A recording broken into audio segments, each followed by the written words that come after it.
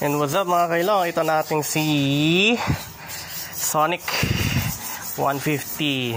Pero yung tawag ko dito is si Sonic, pero yung brand talaga niya is si Rusi Flash 150 or GP 150i. Nag-ano tayo? Nag-EFI cleaning, sensor cleaning, map cleaning, at saka especially itong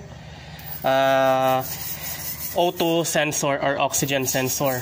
And then, syempre, nandyan na lahat, nakakalag na, nag-tune up na tayo, and then, ito, upon checking, no, kaya lagi namamatay-matay. Ito, nagpalit tayo ng spark plug na. Ayan, di ba, ang ganda. Makita nyo yung, ano niya, igniter niya sa loob, ayan. Wala na, yung parang bato niya, nakalubog na, kaya hirap na hirap, lagi namamatay. No? Yan, sobrang lean ng kanyang sunog. And then, ayan nga, dahil lean, nagpalit na tayo ng spark plug at saka bagong palit yung, bago linis yung mga yan. Ang dapat nyong gawin is, para ma-reset lahat ng sensor, off nyo muna to.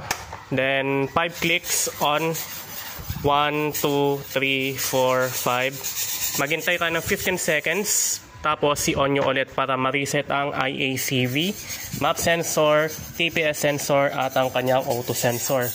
Mari-reset po lahat yan. Ayan, sa mga naka-flash dyan, kung bago ka lang sa akin channel, marami tayong mga reviews tungkol kay flash, lalo na sa bagong labas nila na meron ng water cooled.